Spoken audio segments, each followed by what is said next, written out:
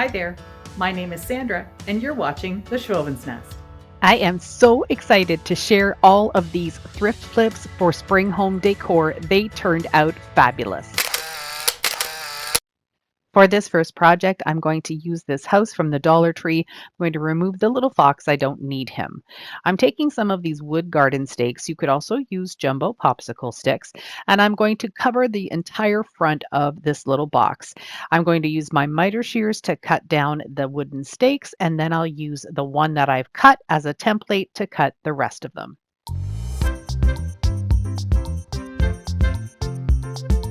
If you're new to my channel, welcome. I'm so glad you're here. If you like what you see, I'd love it if you could hit that red button. I'm going to use hot glue to glue the stakes onto the front of this house, but the second one I'm not going to glue on yet because I want to cut a hole in the center of it and create a hole for a birdhouse.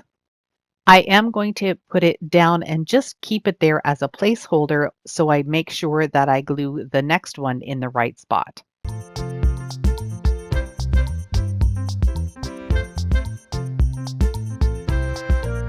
For the peak of the roof, I'm going to just place one of the stakes down onto the box, and using my pencil, I'm going to flip it around and just mark off where I have to cut on the back.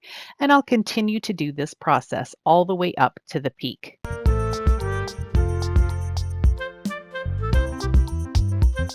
Next, I'm tracing out the circle using my glue stick as a guide, and then I'm going to use a craft knife to just very carefully cut out the circle. It's going to end up being two separate pieces.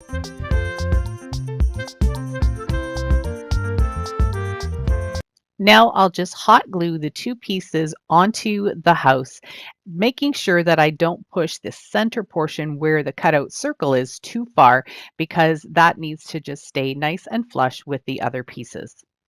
I'm going to use the rest of the garden stake pieces to create a roof. I'm not going to worry about the back part of a roof. I'm just going to put something on the front. I had a bit of an issue getting the second piece to line up properly, so you're going to see a little triangle piece at the peak of this house just to camouflage that. What I'm going to do next is use my antiquing wax, and I started off with it full strength, but then decided that I wanted it to be a little bit lighter and I wanted to be able to work with it better. So what I ended up doing is just taking my squirt bottle and squirting a little bit of water right into the lid of the antiquing wax, and that just helped to loosen the wax a little bit and make it easier to work with. I usually work in sections, so once the wax was applied to the majority of the front of the roof, I take a rag and just wipe off the excess.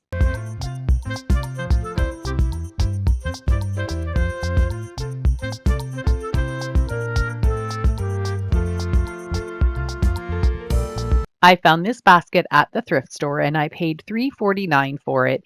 It has this plastic liner that I'm not going to use, so I'm just taking some scissors and trimming off the thread, and I'll just very gently pull everything out.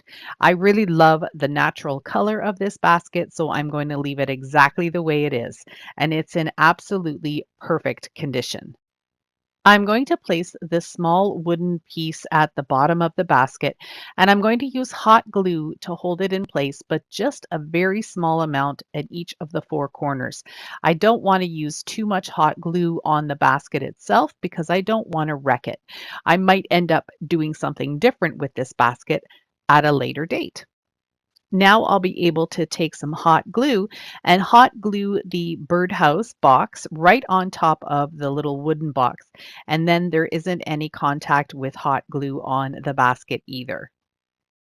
I'm using some of the Dollar Tree's reindeer moss. I really love this. It's so soft and it just gives a really nice look for ground cover basically, which is what I'm using it for. I just want to camouflage that box a little bit.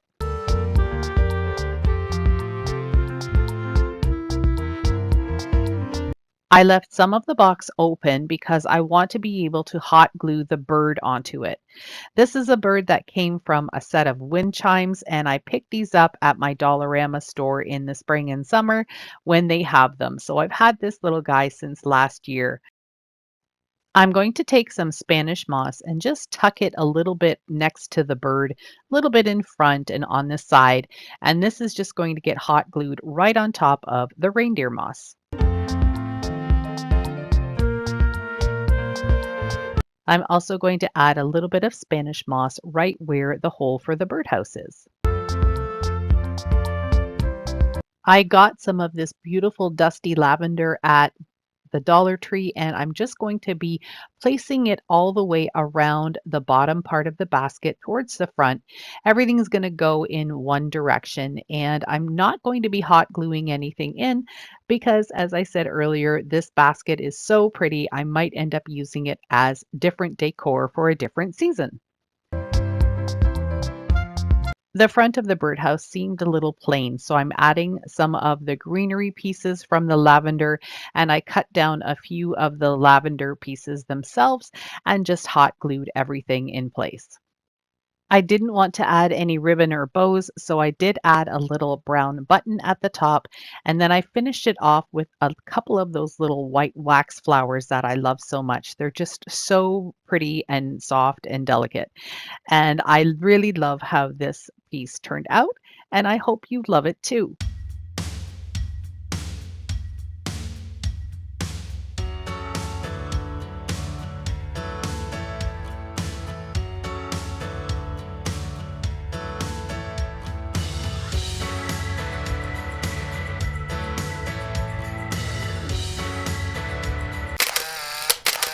I've had these pictures in my home probably for a good 10 or 15 years, and it was time to give them a new look.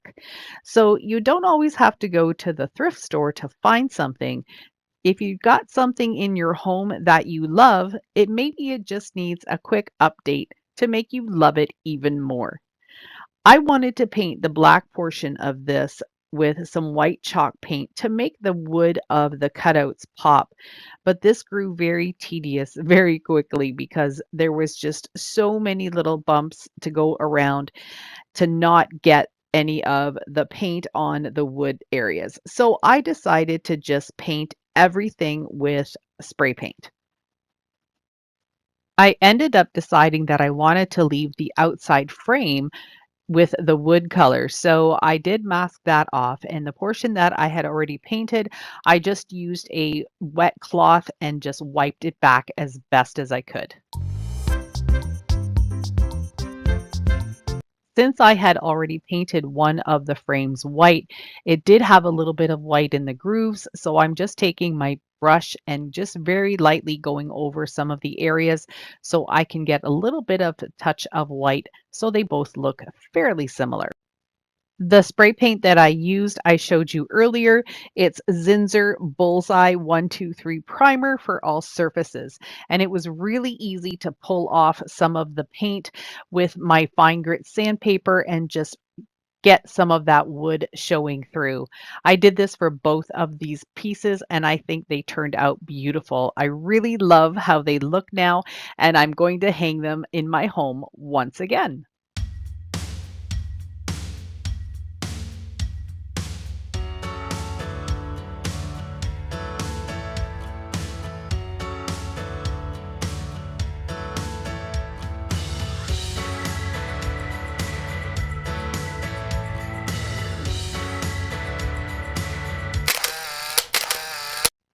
Every year for Easter, my Dollarama store gets these cute little bunnies.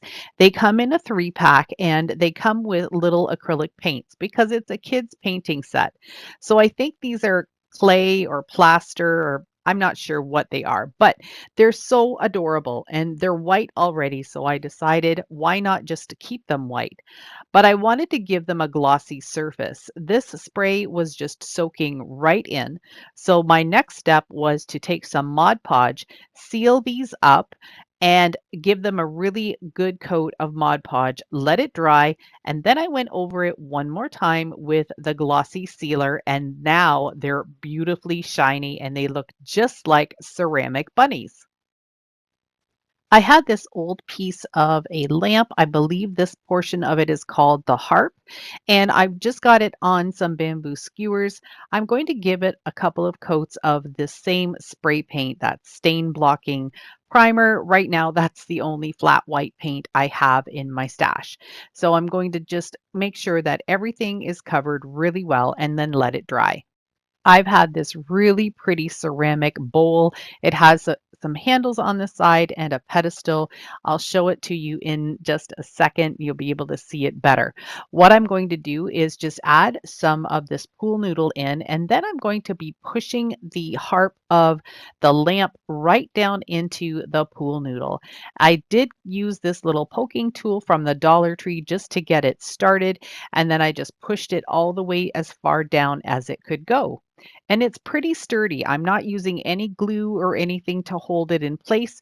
It seemed to be okay just on its own. I'm going to be creating a little swing for my bunny. I'm using a large size Jenga block, and this is actually from the regular game that I found at a thrift store. So it's a little bit of a bigger piece.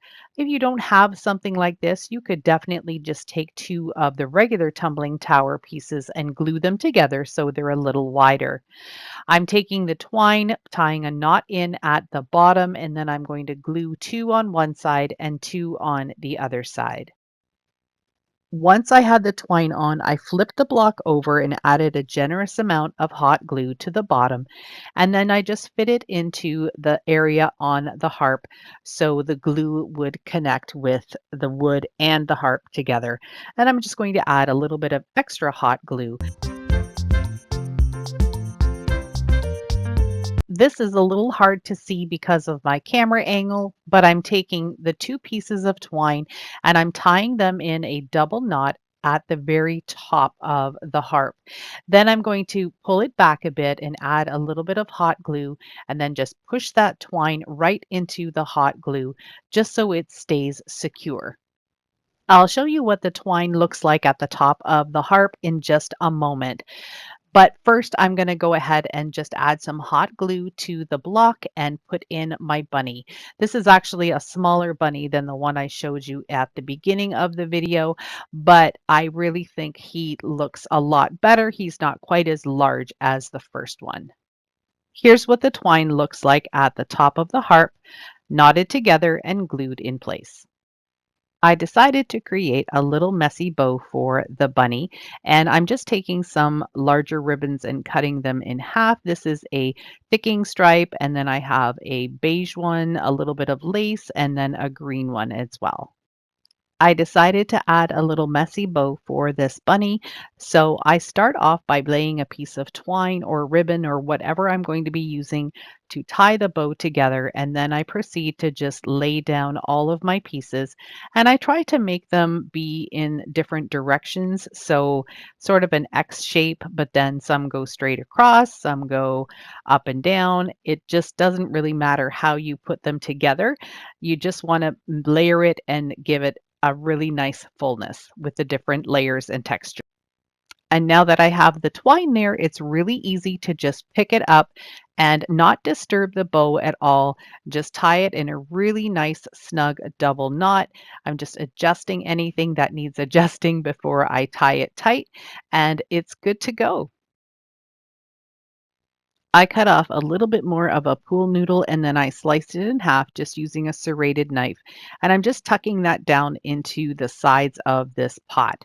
And I think you can see the pot now. It's absolutely gorgeous. I really love this one. I'm going to add some Spanish moss. And again, I'm not going to glue it down. I'm just going to place it in. And any of the flowers that I put in there will probably hold it in place. This is going actually to my mom. I wanted to get her something really pretty for the spring and Easter season, and this is just up her alley with the style of it. I also had a few more bits of reindeer moss that I added to it.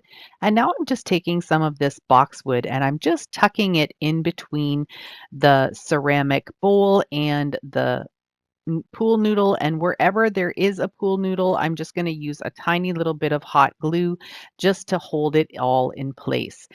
I originally thought I was going to use the lavender that you see here, but once I got all of this boxwood in here, I just thought it looked absolutely beautiful the way it was, and I didn't want to add any flowers or anything to it.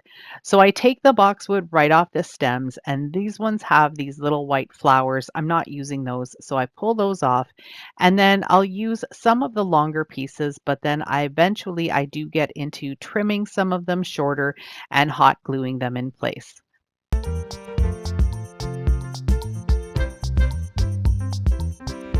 I added the bow to the top of the harp, and now I'm going to add a few little tiny sprigs of boxwood just to bring the whole piece together. For a final touch, I'm going to add a tiny little solo wood flower, and I'm going to take some of the petals that I trimmed off of it and put those in between all of the boxwood little stems. I am in love. This bunny swing is absolutely beautiful, and I have already gifted it to my mother, and she loves it too.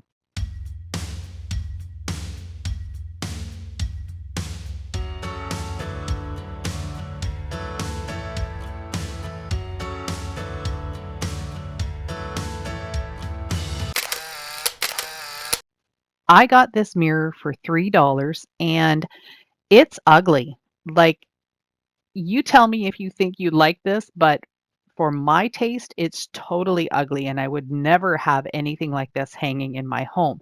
But I did see some potential with it. I'm going to take my white chalk paint and give it a couple of coats, including the mirror portion itself. The mirror is removable on this. It has some latches in the back that you can take it completely out, but I decided to just keep it in here and paint right over it. I'm going to do 2 coats of my white chalk paint. Once it's completely dry, I'm going to add this Flower Market tissue paper transfer. This will be available on my website as a free printable, and you'll be able to size it to whatever size you need. All of my free printables are available as a PNG file, which means portable network graphic. That means it has a transparent background, so you could put a different type of background behind it, or you can go ahead and print it on cardstock paper and there won't be a white square background around it. I'm using Mod Podge to apply the tissue paper, and I'm going to work with the bottom half first and then the top half. And for this one, I want it to have some wrinkles and bubbles. I want it to look old and aged and vintage. So I'm not going to be too careful about how I lay it down. Once I have that laid down, I'm just going to fold over the top half and add the Mod Podge to the top portion of the sign. And then I'm just going to go over it very lightly with some Mod Podge just to make sure that it's adhered properly and that none of it will peel away. When I purchased this mirror, I knew exactly what I wanted to do with it. Just took me a while to get going on it. I'm going to take some gray chalk paint and I'm going to dry brush all the way around the mirror. Where the flowers were on the original painted area, there was some raised edges. And the more I put the paint on, the more those raised edges are going to show up and show the outline of the leaves and the flowers. And it turns out absolutely gorgeous.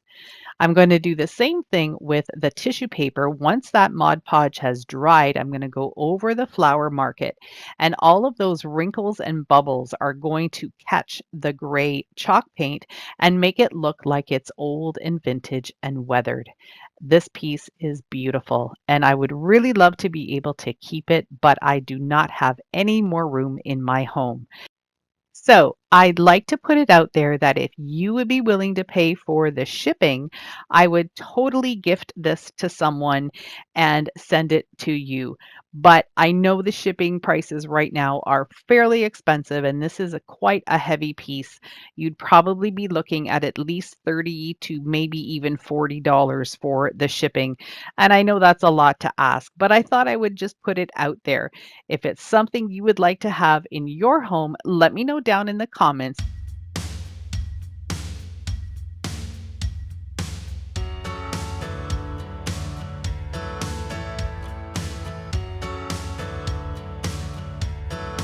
Thank you so much for spending some of your time with me today. I truly appreciate each and every one of you. If you like this video, please give me a thumbs up. Hit that notification bell so you don't miss out on anything else I have to share. And if you haven't subscribed yet, that black arrow will point you in the right direction. See you in the next one.